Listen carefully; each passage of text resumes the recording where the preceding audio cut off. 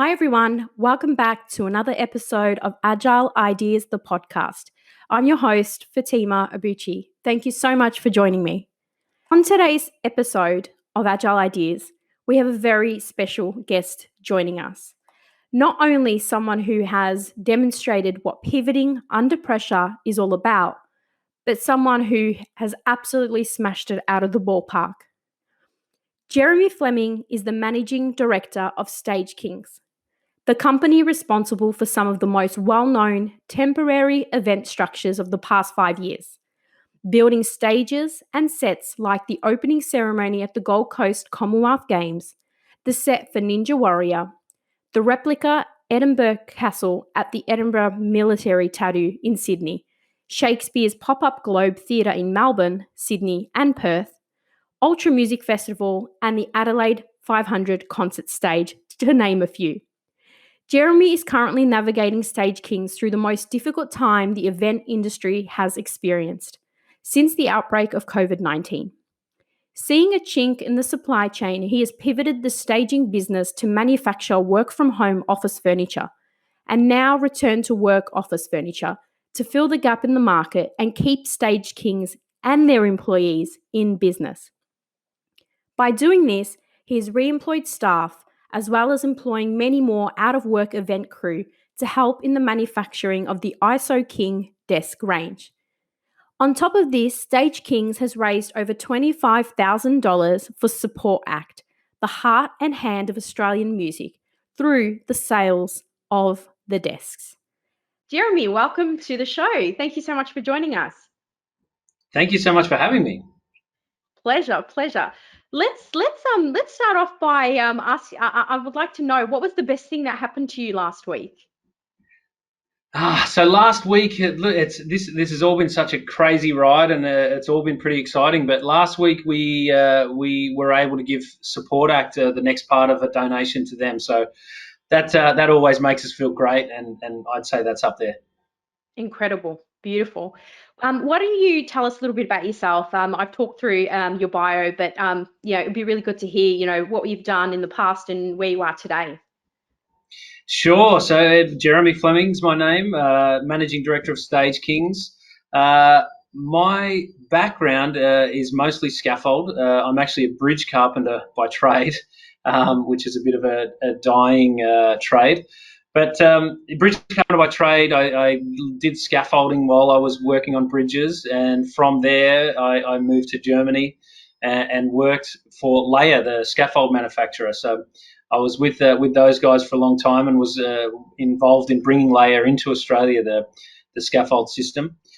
From there, where I sold a bunch of scaffold to event companies, and went on to work for an event company. And from there, we built a lot of stages and built that part of the market in Australia. And 5 years ago, I started Stagekings with the main goal of building more themed, decorated stages, more like you see in Europe here, the Tomorrowlands and the Wish festivals and big festivals like that are a lot of detailed decoration in those stages. So every stage is different, and it's more about the experience of the festival than actually the standard stage. So that's how Stagekings came about 5 years ago, and that's where we're at. That sounds amazing. And obviously during that time with Stagekings, I can see from your website you've done an incredible amount of work with a number of really large profile organizations. What would you say has been maybe your most memorable project, if you had to pick one of your babies? One. Look, there's a couple of there's really two that stand out for us. The Commonwealth Games opening ceremony is an amazing event, witnessed by 1 billion people around the world. So that one's really pretty special to us. And for us to be a company that under 5 years to pick up that job was amazing. We're very proud of that job. And then, so I have to say two, sorry. The second one is Pop-Up Globe Theatre. So the Globe Theatre, we built that 3 times now around the country, and it's a really special job for us. it's a replica of Shakespeare's Globe Theatre, so the 400-year-old building, which we built out of scaffold, and we do everything from the scaffold structure to the decoration, and anyone that's been to that building and steps inside is taken back in time, and really an amazing building. Sounds like incredible. I mean, I don't know how you managed to pick two, but they sound incredible, and I'm sure everyone who gets an opportunity to see them will probably appreciate the quality of the work there. Incredible. Yeah. I think I know you talked about, you started in you had a trade background, you've done carpentry, you've done some work in the scaffolding space. There's a lot of people that listen to this podcast that are either entrepreneurs at the moment or those that maybe are starting out in business, that probably think, well, maybe they've got a trade background and they're looking to get into the business and running a business. Managing director role is, so complex. What would be some advice that you would give them, coming from a background that maybe isn't so business and then actually running an organization like yourself? Yeah, you know what? My main advice is just to start. If you have an idea, get it going. It's really almost as simple as that. There's obviously a lot of things that need to be considered, but let's make a start now and learn along the way. I didn't really know how to run a business when I started this, and we had to pick it up along the way. And don't procrastinate. Get into it. Beautiful. Good advice. So I think one of the reasons for those listening that I wanted to talk to you is about the ingenuity behind your business's adaptability and flexibility. For those that are not aware, I think it was around the 22nd of March where you made an announcement just days after the live event industry collapsed. And you have transformed and pivoted significantly under pressure with a business and a product called IsoKings. Can you tell us a little bit about this initiative and where did the idea come from for IsoKings? Sure. So I'll take you back a week prior to that, Friday the 13th of March. We were in Melbourne building the Ninja Warrior set and a set piece for Miley Cyrus and Robbie Williams concert at the Formula One.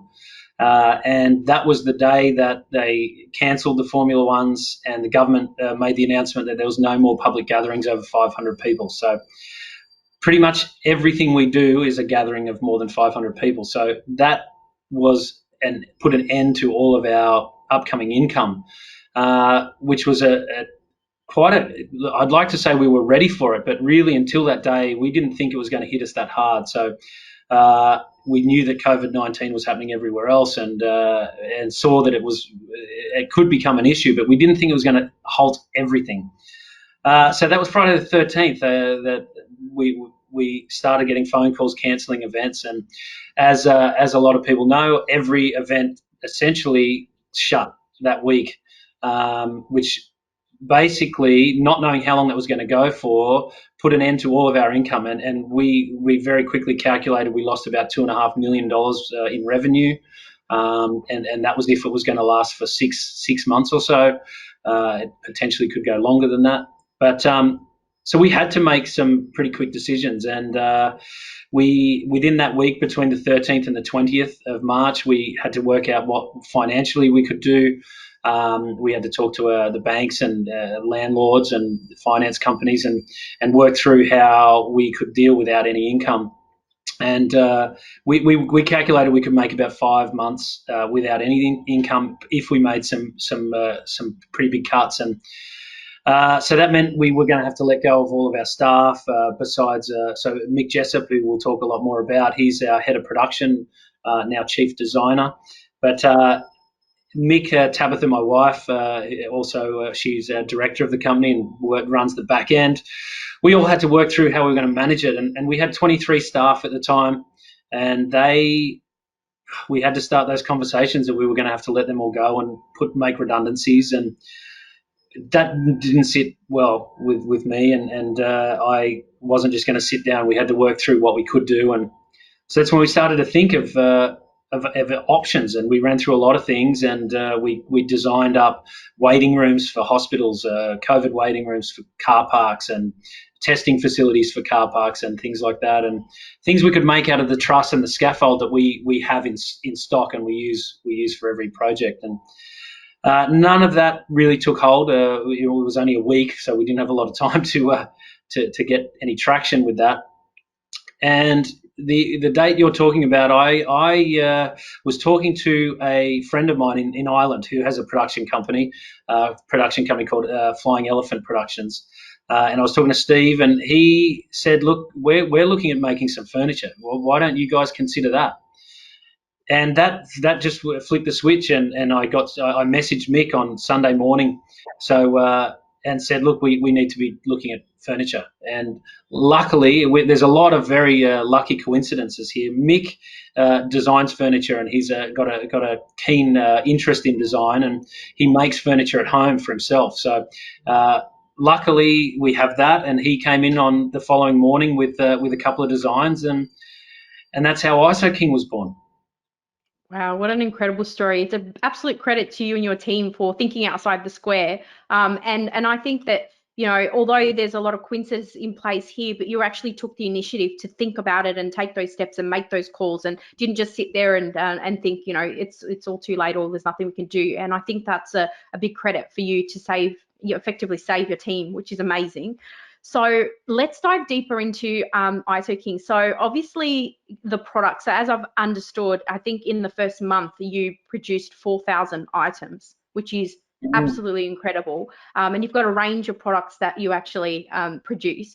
How did you test the concept? Did you just make a desk and ask a few people, or did you just find that you made one, put it online, and it just started selling like bananas? So exactly how it worked. That Monday, Mick came in with the design for the stand-up desk, and we incorporated a part of the design from Ireland for the normal desk. And so we had those two products on Monday. And we cut them on the Monday morning, and we loved them, Mick and I, to start with, and Tabitha, and we sent it to a few close friends. They all thought that it was a brilliant idea, and loved the product, and that was how it started. And we did move very quickly with it. And the next day we were taking photos and had the site live on the Tuesday afternoon at 3 p.m. And we did move quickly, and as a lot of anyone that's bought anything off us, I've been quite open with any mistakes we've made along the way as well. And we did the stand-up desk had a wobble, which after a week we identified a way to fix that, and we sent a piece out to everyone to fix that. So we moved quickly and fixed our problems along the way and dealt with issues, and but that's how they came about. And tell me, how did you and Tabitha and Mick approach the rest of your team and say to them, hey, we're no longer doing these massive events. We're actually going to make some desks. What was their reaction? Wow, they were just happy to be coming back again. We on the Friday, so I talk about the Sunday, we had the idea, and by Tuesday we were making them. The Friday prior, we had to lay everyone off. So everyone returned their keys and took their tools and finished up on that Friday afternoon, which was a horrible day. But by Tuesday we were on sale, and we'd sold 20 desks in the first afternoon. And by Wednesday we had half a dozen people back, and every day that increased up to where we have 56 people working now. That's incredible, and I think I agree with you. The idea of knowing that only days later, after you've effectively let go pretty much your whole team, to then invite them to come back would have just been. I mean, if I was there, I would wanted to celebrate. I'm sure that you just wanted to, hug each other and cry. Emotional reunion. We had to do that from 1.5 meters away, but yes, absolutely. Yes, definitely. Beautiful. So, you mentioned about moving really fast, and I think a lot of our listeners come from a project management background, regardless of the methods and approaches that we use for project management. I'm interested to know how you pivoted from such large constructions to something that is much smaller, but of obviously a higher volume. Did you have to reshape your project management processes, or did you just kind of give direction to the leads in those areas to just sort of go with the flow and make it up as they went to actually be able to keep up with the speed that you needed to move? So as a company, the stages we build are never the same. We build quite big. 1 week we might be building a 26-meter high dragon, and the next a lion or a futuristic planet. some crazy things. And so every project we look at differently. We look at what we need to build, and it's a process of talking to the client what they want, and then we work out how to do it. So we're quite an agile company. We have set builders and scaffolders and riggers that work for us, and they're always doing different things. So when the desks came about, the IsoKing desks, we looked at it as another project. So we worked out what we needed to do to make this project successful, and we did those steps. So it's a very big change from a stage, but we looked at it the same way. We have a CNC router, and that's what we programmed to cut the desks. We then had our carpenters and our set builders working with other event staff to sand those desks, and we made a process for that, and then wrapping and dispatching. So everyone takes ownership for what they do here, and so everyone's run along and helped to create the new systems to make the desks.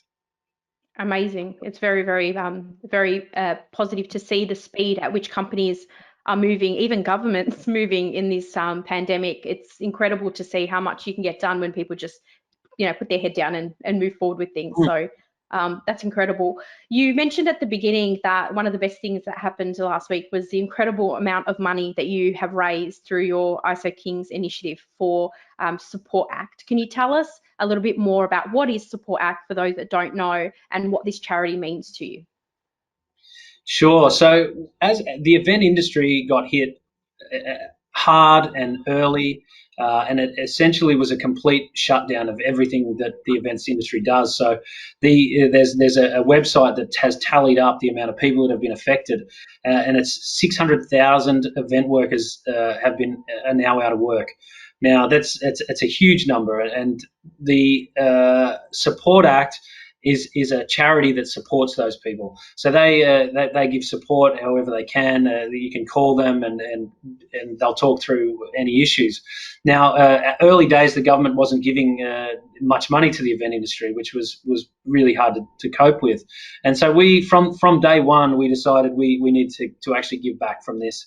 And if we were going to sell any desks, we wanted to give $10 from every order to Support Act. And so we've done that, and we're now at the end of the first month, we'd raised over $20,000 for Support Act, and which is just brilliant. That's incredible. And obviously with the continuing purchase of every desk order, you're continuing to donate $10. So for anyone listening, get on the website and purchase a desk to help raise money for Support Act, which is amazing. You've obviously created a number of different products. I'm familiar with the desk, the stand-up desk, and you were just telling me before we jumped on the call about your puzzle board. What other exciting products you can tell us about? Appreciate if there's any that are secrets at the moment, but what can you tell us about your products range and anything that you're adding in the coming weeks? We've tried to keep quite an open conversation going with our customers, and so we've put it out there. What do people want? And the puzzle board was overwhelmingly something that people wanted while they're at home, doing puzzles. So we created that, and we actually sold 150 of those in the first day. And there's been other things like that too. We've now done a lot of different size desks for people and things like that. But we've done vinyl crates to hold vinyl records, and we've done wine racks because everyone needs wine, and so we've done those. And we're actually today I'm about to put online a laptop desk. So for sitting on the couch or laying in bed, a desk that you can have your laptop in there. And one of the most exciting things for us, we're working on a lot of other IsoKing products, but we're now moving as well into the return to work furniture. So now we have corporations that are looking to return to the offices, or at least in some capacity.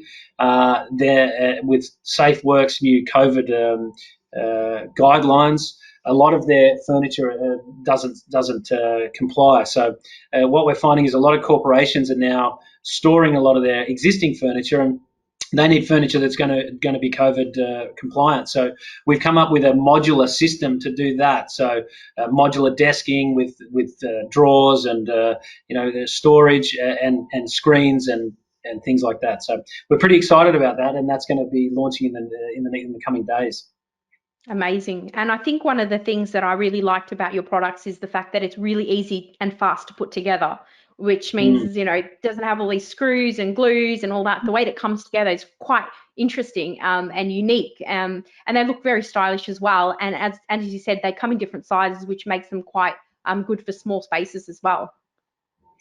Yeah, and the thought was that people aren't always going to have space for these desks. So the quicker and easier we make them to put together, they can store them away even every day, which we're having a lot of comments people are doing. For us, we wanted to use a beautiful piece of ply. We didn't want to use MDF or any kind of chipboard kind of materials. So we've got a really nice piece of birch ply that we start with, and then we didn't want any sort of tools needed. So they literally go together in 30 seconds. Incredible. That's amazing. And I think that what I like as well is the personalization.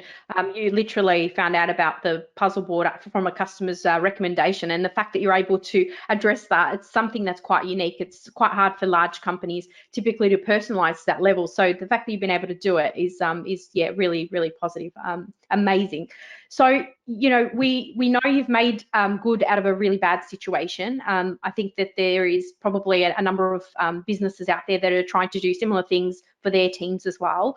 There are obviously other organisations that may be not so fortunate and maybe are scratching their heads trying to think how they're going to be able to make the next few months work. What would be some of the tips you'd give to people to think about creating opportunities like what you've done, but for their situation? Is there any advice that you can give for them to think about what they could do to get out of this, get out of a bad situation? Look, I think you just need to look at what people need at the time. And another example. I was talking on a webinar the other day with a lady that owned a hotel, a small hotel, and she was doing nothing. They were basically shut up. But what other people with hotels are doing now is actually renting out the rooms as office spaces because people need a single office space. So just looking at what people need, and if you find something, go for it. Again, like I said earlier, it's don't procrastinate. Move on it as quick as you can. Amazing, really positive. Okay, beautiful. So let's get into some rapid fire questions. We'll just cover off a few fun ones. And feel free to tell me if you want to pass, because sometimes the first question does shock people. What's something that you do that most people would consider strange? Well, look, I actually like to. I'm a bit of a runner, and I like to do obstacle course racing. So one of my passions is 24-hour obstacle course races, and that's a lot of people find that strange, but I just like to run for 24 hours. Crazy person. Well done. Good on you for that. Are you a morning or an evening person? Look, definitely mornings. I like to get up and get into it as early as we can. Now, thinking about the fact that we can't travel for a little while, or maybe a long while, what was your favourite holiday destination? Do you know, I'm from the south coast originally, down at a little small town called Tathra, and I love getting back down the south coast of New South Wales. So anywhere down along the Sapphire Coast is I feel really at home down there and love getting there. And what's your favourite food? Wow, anything that is delivered to the door. We, we mix it up. Indian, Yeah. anything delivered. Yeah, I can only imagine you probably don't have that much time to do your own cooking with all the activity that you've got going on right now in the business. Well, look, that's right. I don't have time, and Tabitha certainly doesn't. Where she's homeschooling 3 kids and doing an amazing job of that, but it's a lot of work. So Yeah, there's not a lot of time. absolutely. It's a great appreciation for teachers, isn't it? Oh gosh, I don't know how they do it. So tell us, Jeremy, how can people get involved with IsoKings? Where can they get more information?